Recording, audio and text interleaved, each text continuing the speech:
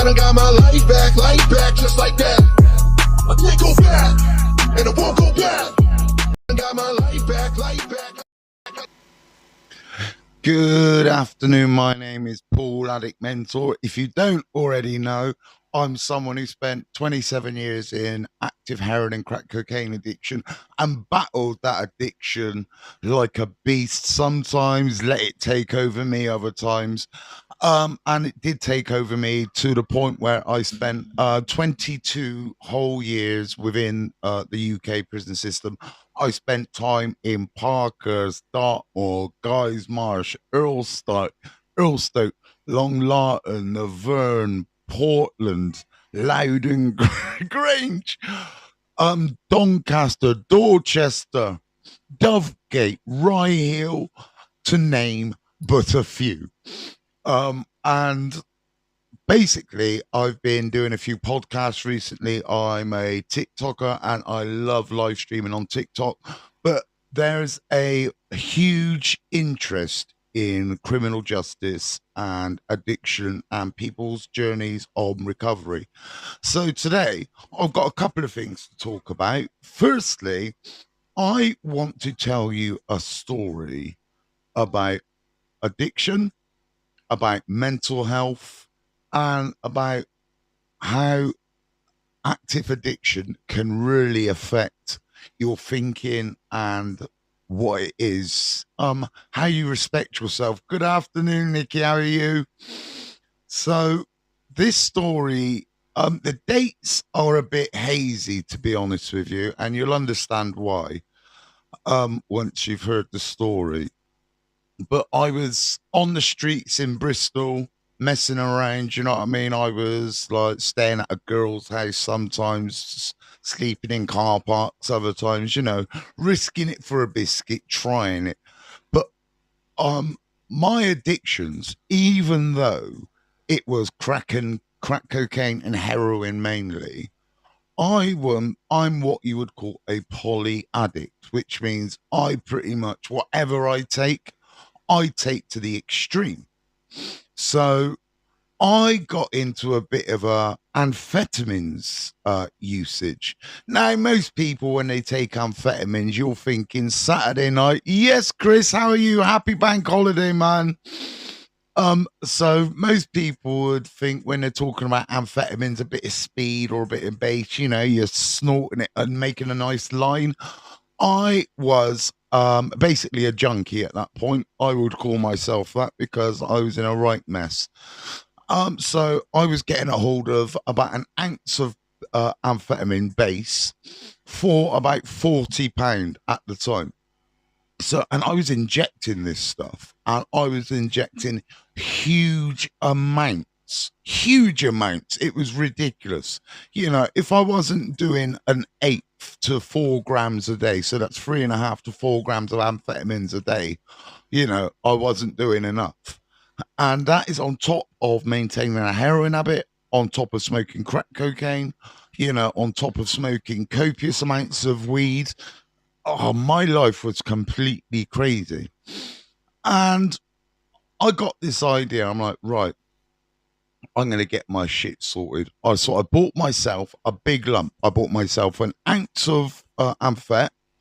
I bought myself an eighth of gear. And I bought myself an eighth of crack, right? And I'm like, right, that's it. This is me. I'm going to smoke it. I'm going to ration it out. And I'm going to make it last me, you know, until I've detoxed off everything, you know. And genuinely, in my crazy brain, that's what I was going to do.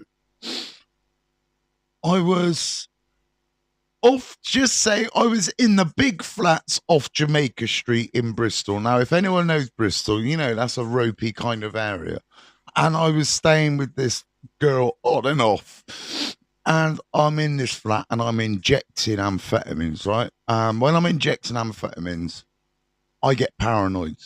I'm the most paranoid person you can imagine smoking crack cocaine. So imagine me smoking crack cocaine and then putting amphetamine straight into my arm, right? It was absolutely horrible. I was thinking some real crazy, mixed up, mad thoughts, like thinking that people were trying to kill me, people were trying to steal my drugs off of me. So I'm like this and I'm getting all anxious about it. But really, in my brain, I'm not thinking that I'm paranoid. I'm thinking that my thinking is justified. I'm thinking that all of these people are the digi ones and it's me who's acting normal. I've got a heightened state of awareness because I've been putting uppers in me. So, you can't have one over on Simo, as I was known back then. You can't have one over on Simo because Simo's got everything sorted around him. That's what my brain was telling me. So I walk off of Jamaica Street and I've decided, do you know what? I'm going back to see my parents, right? So I'm like, I used to do this a lot. I'm going to see my parents in Bradford on Avon. So I decide that's what I wanted to do.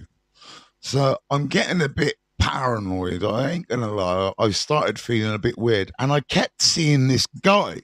Right, this guy was following me. Looked like a police officer. Right, and I'm sure this guy's following me. I've seen him a couple of times because I want to go home. At this time in my life, I was out doing quite serious robberies on a daily, so I always had a little bit of cash about me at that point. It wasn't always like that.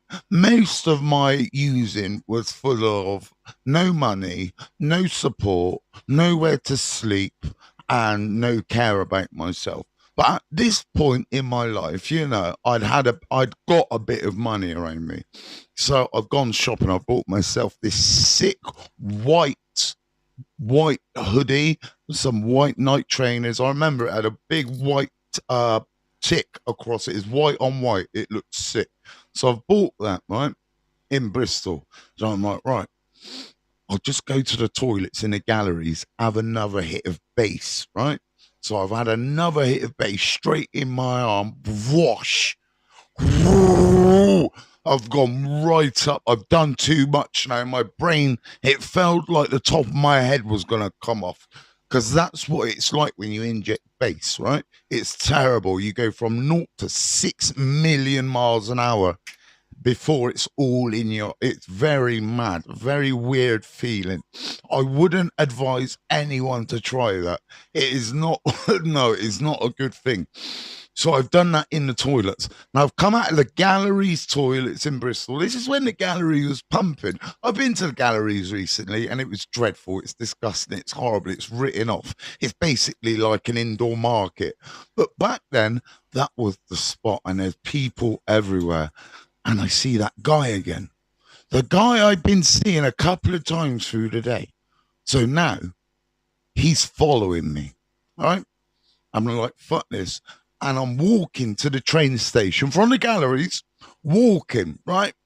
And I keep looking behind me and I just keep seeing this guy. It's flicking. This guy, he's there and he's gone. I'm like, where's he gone? But I kept on seeing him. He's there and he's gone. So I've got to the train station now. And I'm darting through people trying to get away from this fucking guy who's following me absolutely everywhere. He's really getting to my head. And I'm so paranoid. But I don't realize I'm so paranoid, you know what I mean? But I am. I'm so fucking paranoid. I don't know what to do. So I bought a ticket for the train station. I'm at the train station. I've looked and about 10 people down. I swear this guy is stood behind one of the pillars, right? And I see him. I'm like, fucking hell, right? And don't forget, I've got lumps of heroin, crack, and amphetamines on me. I've got it on me. So I get onto the train and I'm on the train. Now, like I said, this was a long time ago. I'll show you how long ago it was. It was the time when you used to get on the train, and if you wanted to open the door, you had to pull the window down and put your arm outside the train, right, to open the door. So I stepped on the train, and oh my God, it's that guy again. The same guy. He's on the same train as me now. I've stashed the drugs down my, sorry, Pete, I've just pulled my headset out. 1 minute. Oh, how embarrassing. Sorry about that. I can't hear myself otherwise. So I've stashed the drugs down there, the crease of the seat between the top and the bottom. I've stashed it in there, right? So I've stashed my drugs there. And I see this guy again, and he's coming towards me. So I've got up and I've walked through the train. The train's not leaving the station yet. So, I've walked through the train and I've sat a couple of carriages up, and I swear to God, I look and there's this guy again. Right? And I'm like, fuck this. So I've gone to the train door. Now, I swear, this is what I did. Drugs still stashed in the seat of that train. As the train is pulling out of Bristol Temple Mead Station, I do the following thing. I pull down the window and I've thrown myself clean out of the train. Out of the train as it's leaving the station, right? So I'm thinking, I'm feeling like a gangster. I'm getting told off by everyone, but I'm just skirting out of the station because I don't need to hear it. But as I've got to the station doors exit, guess who's there? That fucking guy again. That same guy. I don't know how he got off the train, but he's there again. So I get in a taxi and I pay stupid money to get a taxi from Bristol to Bath, right? So I'm in Bath and I'm settling down, but I need to go get some drugs. So I go score. I'm not going to take you through the boring crap. So I go score. Leon, good afternoon. I go score in Bath. All right, I get myself some base and I get myself some bits from Snow Hill. And I pop back into Bath Town Centre. I'm like, sweet, where can I go? I want to have a hit now. I got my base, I got it. I go to McDonald's in Bath City Centre. I go up into the toilets in McDonald's in Bath, right? And I have another hit of base in the toilets in McDonald's. I got so paranoid, I refused to come out of the toilet. Not only did I refuse to come out of the toilet, I smashed the toilet light. And in the end, the guy was like, you have to come out. Emily Jones, hi. He was like, you need to come out. You need to come out. We're going to phone the police. I was like, no, you're trying to kill me. You're trying to kill me. In my brain, it was like, I don't know what, to be honest with you, I don't know what was going on. Anyway, I make the guy slip his ID under the door. I come steaming out. I'm off. I'm gone. I go from Bath on the train to Bradford on Avon. As I get to Bradford on Avon, I get off at the train station and I see this guy again. And now my head's I've completely lost it. This guy's been following me from Bristol all day. Cheers, Phil. He's been following me all day and it's making me so paranoid. Do you know what I mean? I don't know what to do. I go to my mum and dad's house. I'm really well. Thank you, Emily. Thank you for asking. Welcome. I'm just telling you one of my little stories. If you're just getting it now, please go back because we are 13 minutes in and rewatch. I get to my mum and dad's house and I'm going to my mum and dad like, Dad, obviously my eyes are completely crazy. They're wild, like absolutely wild child crazy. I'm like, Dad, there's people after me, rah, rah, rah. I don't know what's going on. This man's been following me all the way from Bristol. And he's like, are you clean? I'm like, yeah, I'm clean, honestly, Dad. I said, right, I'm just going to go. I'm going to go to the pub. I'm going to sort my head out. I've left my dad's house, top of Bradford and Avon. I've walked down Conger Hill and I see this flash of light. And then it's like, I'm hearing, get him, let's get him. I've got paranoid. Everyone, I'm hearing.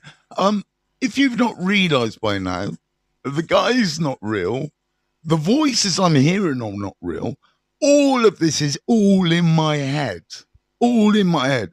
Oh, thank you. We really are, Emily. Thank you for asking. Love listening to your stories. Oh, I love that. So I've jetted out of my dad's house. I've jumped into this woman's back garden. Now, I do not know this person from Adam. Serendipity, right time, right place. I really believe in it. I've got it written on me. That's how much I believe in it. It's written on my arm here. Oh, yeah, right here. So, where was I? I was hiding in this garden. like this, like crazy. And I ripped my top off because in the darkness, this brand new white on white Nike top that I just bought, it was like a beacon. It was like I was like shining in my brain. So I ripped it off. Now I've got no top on. I'm in a woman's back garden in Bradford and Avon. I'm completely off my head on drugs. And this is the nicest thing ever. This woman's come and she's clocked me. Right, I'm right in her back garden, and I'm like, so sorry. I need your help. I'm getting chased by everyone. Da, da, da. She said, where? And I'm down there. I can see him. Can you see him? She says, yes, don't worry, my love. I can see him.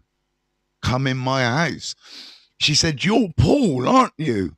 Jackie's boy. So now it's a friend of my mother's. Right? And I'm like, yeah. And she was like, I'm going to call your mum and I'll let her know where you are and make sure you get home okay. She said, don't worry about them. You know, they follow people around, but you're going to be all right as long as you get home. Right? I've got home. And obviously, I am now having a psychotic breakdown. I am suffering from psychosis from doing too much amphetamines. When I look back on it now, I'd done 8 days without sleep, and that was what it was. My brain had just gone into complete annihilation mode. So now this is where you need your family, your support network to step up and really look after you. What did my parents do? So I go back home and, I'm going, listen, I told you there was people after me. This woman has already told my mum there was no one there. I'm seeing things, right? I'm actually seeing things. I must be ill.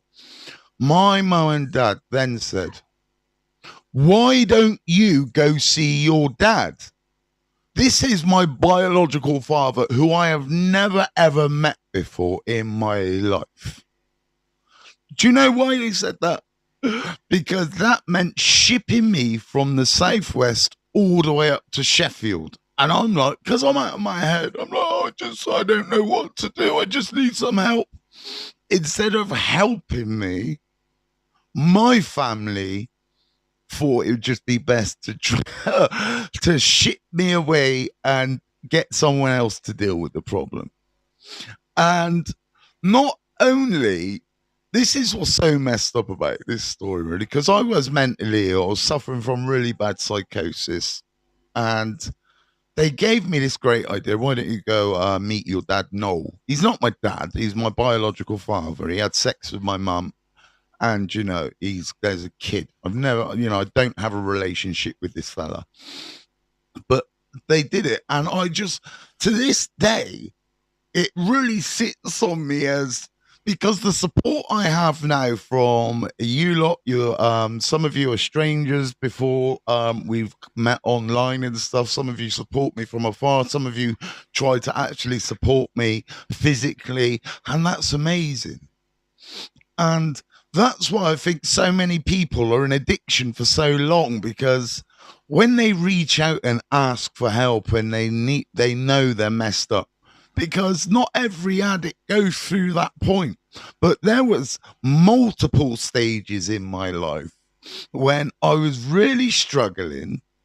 I'd admitted to my parents several times that I was in huge debt through getting in debt with drug dealers, saying I could sell drugs and stuff, when the whole time I was just sat there smoking it.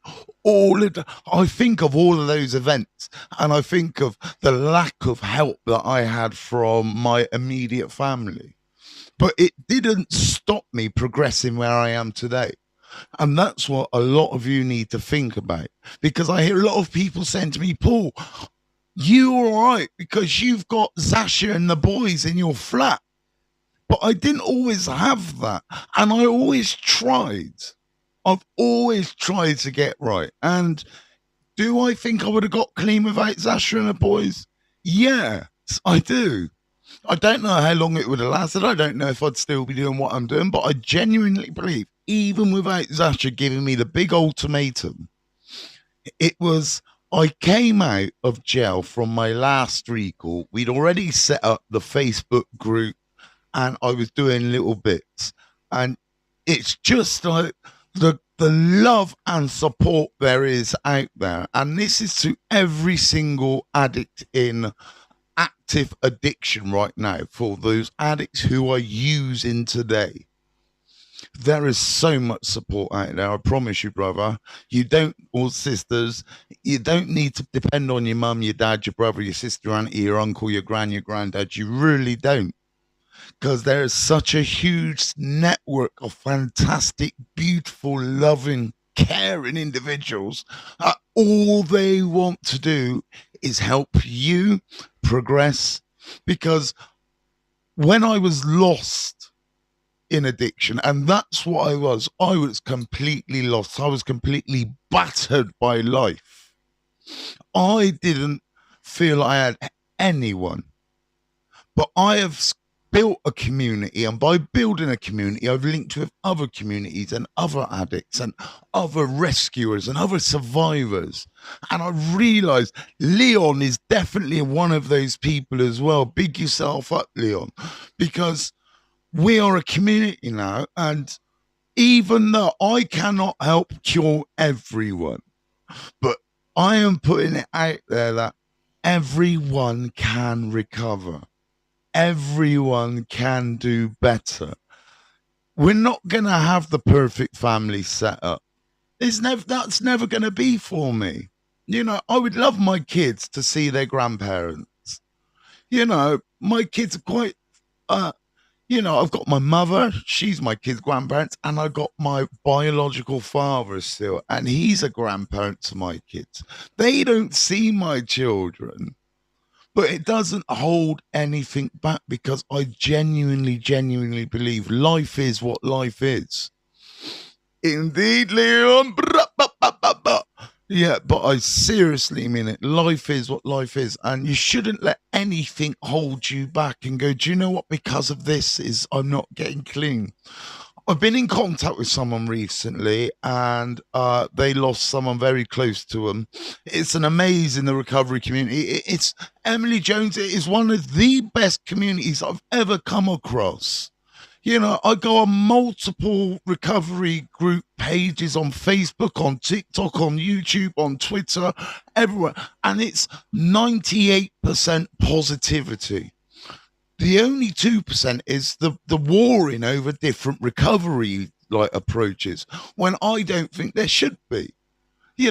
I run by the non-active approach. That's what I call it. I am non-active in my addictions, right? But I don't go to NA, I don't go to CA, I don't do the 12-step ruling, but there are certain things that I take on board.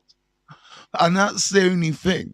And so I think we should all just bloody get along. And if more people were like the recovery community, and I mean this, you would be getting so much further in life, because the recovery community, all they want to do is celebrate clean time.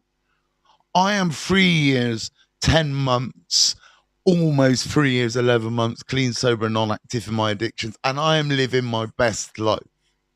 And from where I was, when I was talking about that story, going back to me when I was using heroin, crack, and amphetamines crazily, IV and everything, my life, I couldn't imagine 20 years later, I'll be talking about it live, and I'll tell you why. I've been more honest with my mum about my addiction. We build a great relationship. I'm so happy about that, Emily, as well. Because that is, you really need to be honest and open. If you're going to recover properly, people, you need to be honest and open, not just with yourself, but with those people that you struggled to be honest with in the past. I wholeheartedly agree with this, the adage of work in your house. Now, this is something I did get from the 12-step program. Honesty, I got to say honesty, because it's, how we say honesty, openness, and willingness, right? Honesty with yourself and with others. open to new ideas and new surroundings, right? And new support networks, and willing to change, willing to make a difference to your life and a difference to the lives of people around you and your community. Working the bloody house are amazing. And that is real base recovery stuff. I don't always talk about recovery because my life isn't only about recovery. It is about living my best life and sharing the amazing opportunities that that just present themselves to me.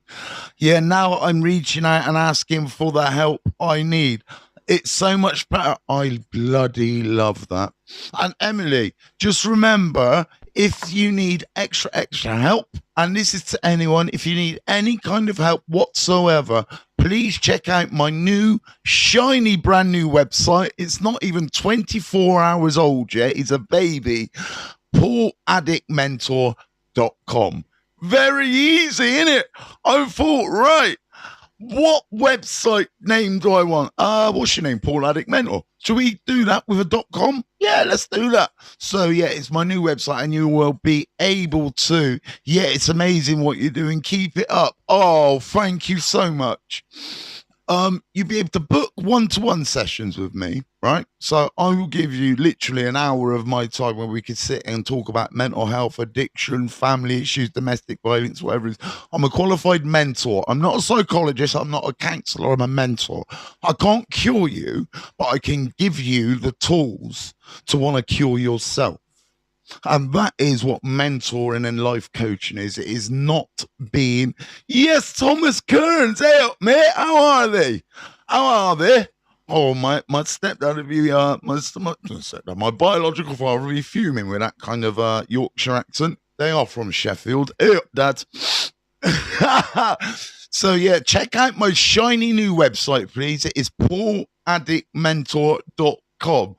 I want to open it up. If anyone has any questions about absolutely anything, if you want to know things about my life, if you want to know, I don't know, let's start with how I survived year after year in a jail cell.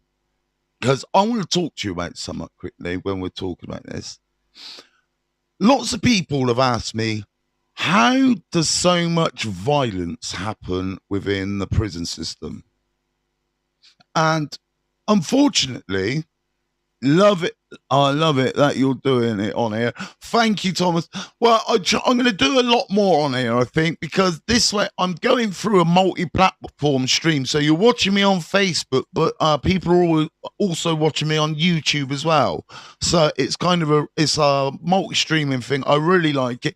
The only problem is if anyone sends me gold coins, the gold stars on Facebook, I can't see it. See, Chris Ralph is watching on YouTube. Have you ever been in a mental institute? Yeah. Not long term or anything, but yeah. You know, getting sectioned was all part and parcel of life, wasn't it, mate? I think.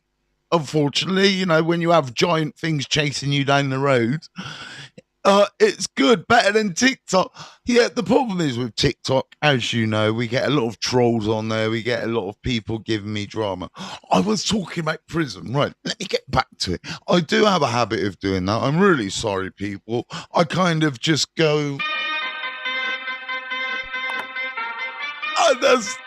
my brain goes, right, well, go on. So I want to tell you why and how there is so much violence within the prisons. I'm going to tell you about Bristol Prison B Wing. So B Wing, the wing office is on the lower floor, the ground floor. And there are 4 levels on B Wing. And B Wing is designed with a T, like a T. So you've got the long spur, then you've got 2 spurs coming off of it, one to the left, one to the right. And each of those 3 spurs are gated, and there's a central bit. So when prison officers are sat down drinking their cups of tea, down in the ground floor office, all of those wings are locked off. Now, not everyone's banged up. half the landing could be out. And um, the reason I'm talking about this is because too many people think prisons, this well policed, well ran sort of institution. And it's not. I've got titanium, one from a tuna tin and one from having my head stamped on. Neither was for anything that I did, right? Especially not the tuna tin. I always say to people it was over a debt, but it wasn't my debt. I got involved in a big drugs transaction in prisons. That happens. People drop stuff off at certain addresses and then they expect the drugs to get brought into the jail. And certain people smoke the drugs when they're outside. And then the people inside have to take responsibility for that. And that's what you get for depending on independable people. Undependable, independable? I'm not sure. But yeah, so I've got steel plates in my face. And neither of those assaults were caught on camera. No officers knew about it. This one, I can still feel the dent. This one, I had to report to the screws. I didn't say who it was, obviously. I just said that I got whacked up, mate, and I think I need to go to the hospital. That was on the first day. Evening, Barney, coming in from Thailand. Yes, my G. Good evening, Barn. So this one, let me tell you about this one. So I had a toe-to-toe. If you watch my Sean Atwood, you'll know what happened. I had a toe-to-toe in a lifer's cell. It was a good toe-to-toe. As I'm walking out the cell, the guy comes up behind me, fucking whacks me with a tuna tin, knocks me unconscious, fucks me over.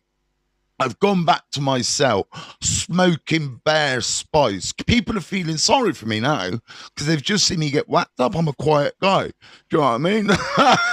Well, I was towards the end. Let's put it that way. At the beginning, I was a fucking nutcase. But towards the end of my prison, I calmed right down. I just had the addiction issue. Was in Guy's Marsh one of the better? Guy's Marsh, definitely, Chris. Guy's Marsh was definitely one of the better jails.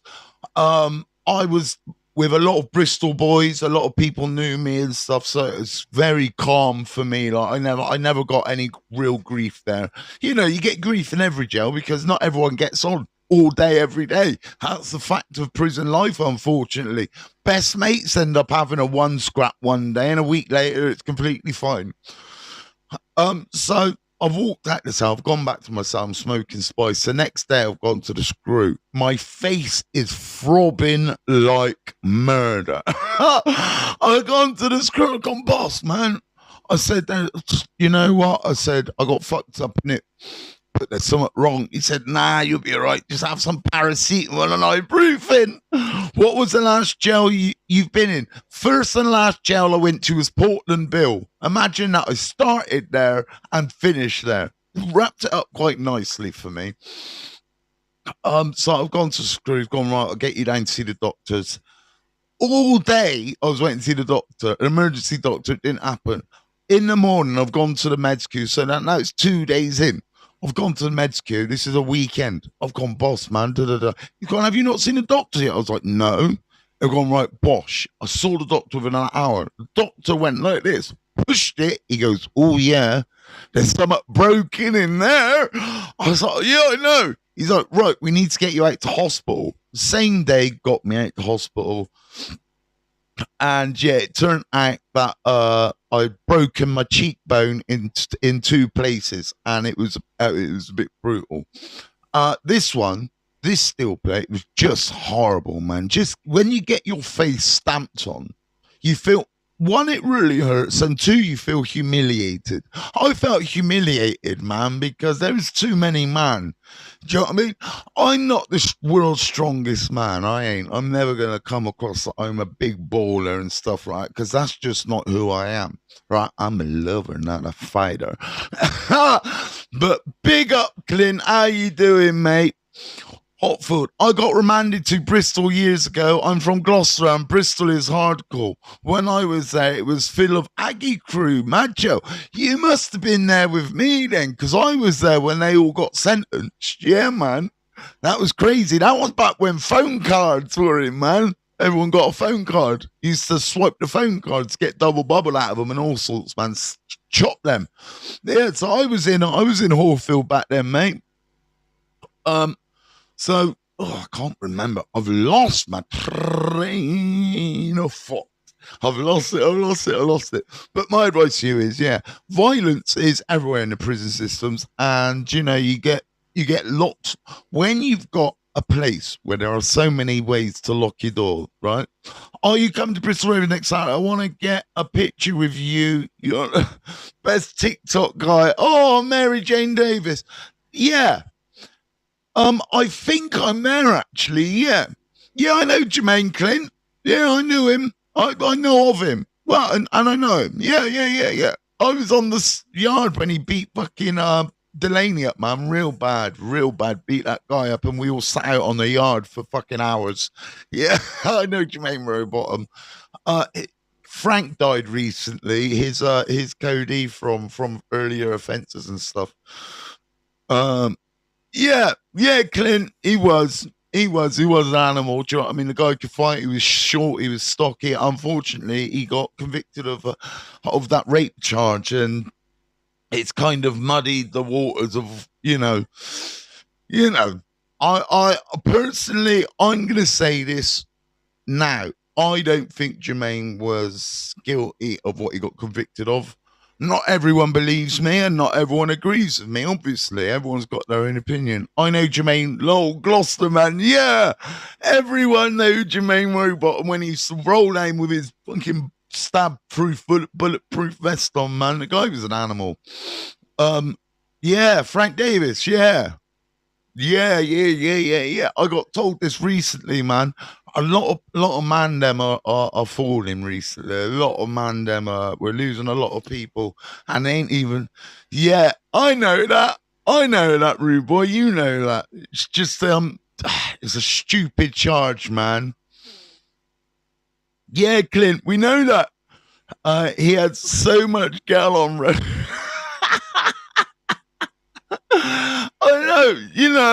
I would never say that he was up for what he was convicted for, but he got convicted for it. He's doing life for it. Do you know what I mean? And I hope he gets out at bloody some point. I really do. Rest in peace, Frank. Absolutely, my G. Listen, you lot have been absolutely amazing. I hope you enjoyed my earlier story, the one I came on to tell. I've had a really good chat and really good natter, and I really am going to try to do more and more on Facebook and on YouTube, because the audiences are there, the information you want, because I'm putting videos out.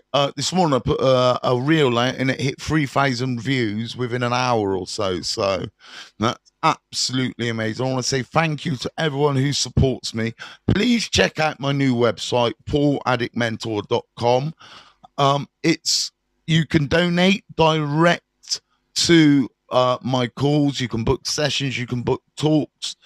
If you just want to get in touch with me, you can contact me through there. Check it out, read my blog, and have a fantastic day. I was in Winchester 95 Rose West, was there on trial. Sweet. Charlie is a nutter. What? Charlie Phillips? Charlie Phillips. Big Charlie, you had the dreadlocks on him, ain't you, Alfred, before I go? I think it's Charlie Phillips. I think that's what his name is. Big Charlie from Gloucester. Yeah, I think that's what he was. Let me know in the, drop me a comment. Charlie Thomas, yeah, Charlie Thomas. Me and Charlie Thomas, both of us, and ask Charlie, both of us got kicked out of Lay Hill on the same day. Right, both of us. I've told this story many times because it's hilarious. He got gripped on the dinner queue. In the dinner, we were sitting, I'm like, in a bit, Charlie, laughing. I've gone to stash my phone. I've just stashed my phone, and then the screws come, grip me up, ship me out. We're both in reception. We both ended up in Earlstoke, where I watched Charlie smash some kid's face in a cell with a tin of beans. True fucking story. And that's Gel Tales for you. Have a good day, people. Love you all.